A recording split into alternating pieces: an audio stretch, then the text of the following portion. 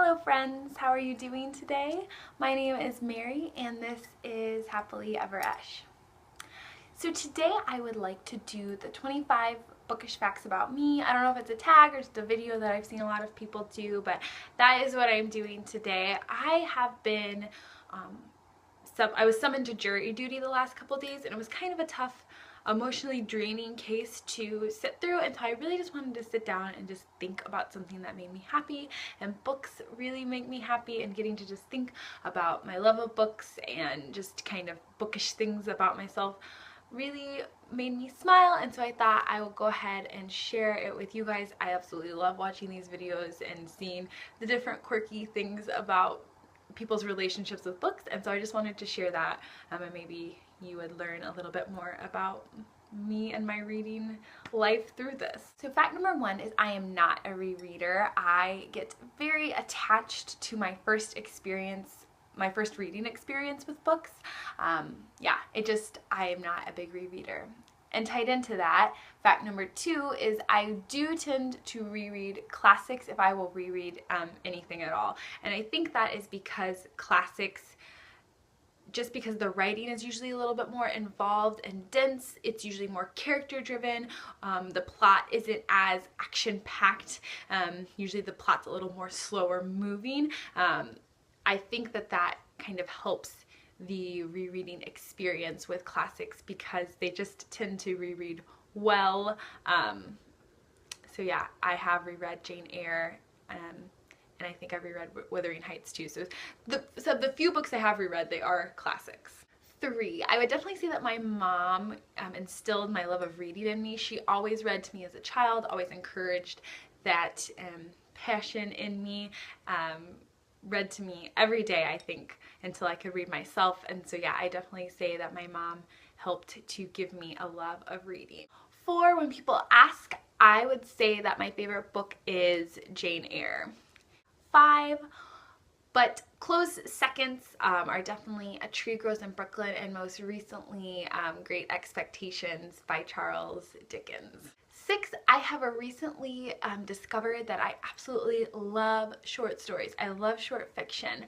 I read a lot of short story collections, or not a lot, I read 5 or 6 short story collections in 2016. I really enjoyed them all, and that's really a goal, is to read more short story collections and just continue to seek out short fiction, both from classical writers as well as new authors as well. 7, I would never spoil the ending of a book. So I wouldn't never go to the end of a book and read the last page or the last chapter, but I will look ahead a few paragraphs just to see if everything's gonna be okay. 8, I absolutely love audiobooks. That's another recent discovery for me, and I am so looking forward to listening to more audiobooks. It has bumped up my reading. It has just heighten my reading experience so much, and I think they're such good uses of time. I love audiobooks. 9, my favorite picture books as a child were The Spooky Old Tree, The Berenstain Bears, and any of the Laura Ingalls Wilder picture book series. Especially there was one about going to town that I loved. There was a Christmas one that I absolutely adored, and I think one where they move from their home to like a different place, and that was also a really, I loved those picture books. 10, my first experiences reading chapter books that I remember are the Junie B. Jones books. I absolutely loved those. There was like the one about the icky blicky fruitcake, and then also Roald Dahl was a big one for me. I remember being in the 2nd grade and we had this little couch, like a little reading space, and I remember reading Charlie and the Chocolate Factory in that classroom, and I remember reading Matilda. I can like picture myself in my bunk bed with all my stuffed animals around me reading Matilda. So those are some of my first chapter books experiences. 11, it absolutely kills me to watch a movie before I read the book. And even if it's a book that I don't really want to read, it still bothers me. I don't want to watch the movie unless I read the book. And I don't know, that's weird, but yeah, it just absolutely drives me nuts. 12, my absolute favorite Christmas present as a child was to get Barnes & Noble gift cards, and I lived in a very small town, and so it was a big treat to get to go to what we call the city, to get to go to a Barnes & Noble and pick out books myself. There was no bookshops or bookstores near me in the town that I lived in, and so that was like the best treat. I could have spent all day in Barnes & Noble, and I absolutely just was my favorite gift. 13, the first classic I ever read was Jane Eyre, and it was a pick with my Barnes & Noble gift card that I purchased, and I still have that copy. I still have that copy of Jane Eyre. It's this puffin classic, and it is a little beat up, but yeah. 13, I usually buy my books used for a couple reasons. First, just economically, it is cheaper to buy books used most of the time. Second, it's just kind of a thing in my life. I buy a lot of clothes and furniture and books used just because of environmental reasons, and when you buy things used, you are stopping the drive of more being produced, and so just kind of that thought that it is good for the environment to buy things used.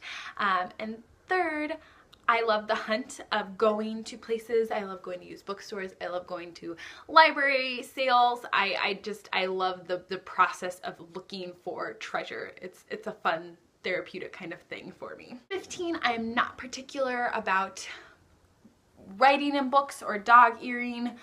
Not a big thing for me. I buy books used, that happens. But when the cover is bent, like if the cover gets bent or ripped, that really, it hurts my heart. So yeah, I'm a little particular about covers, but not so much the underlining or dog earring. 16, my absolute favorite drink to drink while I read is Earl Grey tea, but most all teas or coffee will do, but I like hot drinks while I'm reading. 18, I need it to be pretty quiet when I read. I don't like a lot of talking or chatter or anything that's kind of more distracting, like listening to like an individual conversation, but I can definitely do music if it doesn't have words. So like jazz music or classical music I can read to. 19, I'm a pretty slow reader, as in like my pace of reading is pretty slow. I would say it takes me about a minute and a half to read a page, depending on what it is, and I think most people would say it takes them about a minute. So yeah, I am a slow reader. 20, I would say that I am not a big author person, and what I mean by that is like I don't have authors that I just will automatically buy or automatically go and read if they publish something. For me, it's more about the piece, what it's about, does the topic interest me? So I don't have a ton of authors who I'm like, you wrote it, yes, I will go buy it and read it. 21, I cannot eat while I'm reading. It's just too distracting. Like the crunching noise and the being distracted by picking things up and putting them in my mouth and trying to snack on them. Like I cannot read and eat. I will eat my snack and then read my book. I can't do both at the same time. 22. I am such an easy crier when it comes to books. Even if they're characters that I'm not super attached to or I'm not really enjoying the book, like if it's still an emotionally touching part, I more likely than not will cry. Number 23, I never have a clear picture of what a character looks like. And I don't know if that's weird, but even if they describe a character to me, I don't have a face or certain body type characteristics. Like they're more of like an essence or a being to me. So like when people get really upset because, oh, that's not what I thought Katniss was gonna look like, I wouldn't have cast her. Like that never is a problem for me because I don't ever have like clear physical characteristics of what a character looks like. They're an essence or a being to me. 24, I am traditionally a very monogamous reader. I usually only have one book going on at a time, but I have in the past couple years kind of drifted away from that. I can usually have 2 or 3 books going on if one of them's an audiobook, but usually I have an audiobook and then like a main read, and then I might have something else to pick up. Like if I'm reading a classic, I might have a children's book or something like completely different, but more times out of not, I end up just reading one book and then I'll go and read the other book. Like I have a very hard time just switching between books. And then number 25. I have a very large TBR pile of books, and I am totally fine with that. I am not someone who it gives me anxiety to have lots of unread books. I love it.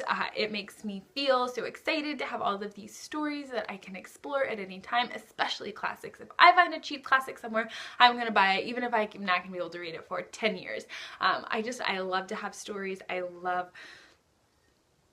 love books as physical objects as well as stories. And so, yeah, it does not bother me to have a lot of books on my TBR, and that would not be a deterrent for me not to buy more books. The only time I think that would be an issue is if I just wasn't reading at all and I was accumulating all these books. Like, if I planned to read it someday, I'm totally fine with buying it and having it, because I love books for the story and what they hold, but I love them as physical objects.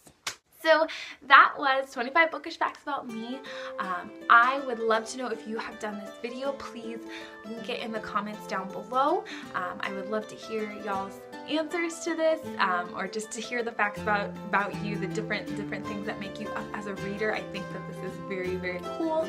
And yeah, I would love to know, do you have like a quirky bookish fact about you? Like if someone asks, you should also put that down in the comments. I'd like to know some weird things about you guys. So thank you so much for watching. I hope that you have a wonderful rest of your day, and I hope to talk to you guys very soon.